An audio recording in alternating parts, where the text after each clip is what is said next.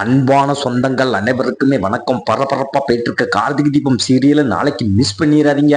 அதாவது நம்ம ரேவதி நம்ம கார்த்திகை அசிங்கமா திட்டுறாங்க. அதுக்கடுத்து நம்ம கார்த்திகை மீது தப்பு இல்லை அப்படின்னு தெரிஞ்ச உடனே நம்ம கார்த்திகிட்ட மன்னிப்பு கேட்கறாங்க நம்ம ரேவதி. அது சூப்பரா இருந்தது. அதை தான் ஒரு குட்டி பிரமா பார்க்க போறோம். அதுக்கும் முன்னால உங்கள் சீரியல் சேனலுக்கு லைக் பண்ணாங்க, லைக் பண்ணுங்க, சப்ஸ்கிரைப் பண்ணுங்க.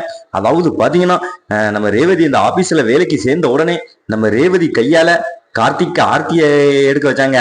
அதை பார்த்து அந்த ஆபீஸ்ல வேலை பார்க்குற பொண்ணு இவ இப்பதான் வேலைக்கு சேர்ந்தா இவளுக்கு இவ்வளவு செல்வாக்கா, எம்பிக்கு இவ கையாலே ஆர்த்தி எடுக்க வைக்கிறாங்க. இவளை சும்மா விடக்கூடாது, இப்படியே விட்டோம்னா இவ நமக்கு மேல போயிருவா. இவளை இப்படியே இந்த வேலையை விட்டு எப்படியாவது போக வச்சிடணும் அப்படின்னுக்கிட்டு நம்ம கார்த்திக் லவ் லெட்டர் எழுதின மாதிரி அதாவது எழுதி அந்த பொண்ணு என்ன பண்றாங்கன்னு பாத்தீங்கன்னா நம்ம ரேவதி மேச மேல வச்சிட்டாங்க. அதாவது நம்ம ரேவதி அதை படிச்சு பார்த்துட்டு எம்பி தான் நமக்கு இப்படி ஒரு லெட்டர் எழுதியிருக்காரு அப்படின்னு சொல்லிட்டு, அதாவது உங்க மனசுல என்ன என்ன நினைச்சுக்கிட்டு இருக்கீங்க, அதாவது இந்த லெட்டர் எழுதுனது நீங்க தானே, இப்படி ஒரு கேவலமான லெட்டர் நீங்க எழுதுவீங்க நான் நினைச்சு கூட பார்க்கல, உங்களை போய் நான் நல்லாவே நினைச்சேன் பாருங்க அப்படின்னு சொல்லி பயங்கரமா திட்டுறாங்க. நம்ம கார்த்திக் அப்படியே நொந்து போனாரு. அதாவது நீங்க தப்பா புரிஞ்சுக்கிட்டீங்க, அந்த லெட்டரை சத்தியமா நான் எழுதல, வாங்க உங்களுக்கு நிரூபிக்கிறேன் அப்படின்னு நம்ம கார்த்திக் நிரூபிச்சாரு. அது சூப்பரா இருந்தது. அடுத்து நம்ம கார்த்திகிட்ட ரேவதி மன்னிப்பு கேட்கறாங்க. அதாவது பரபரப்பா போயிட்டு எபிசோட நாளைக்கு மிஸ் பண்ணிடாதீங்க.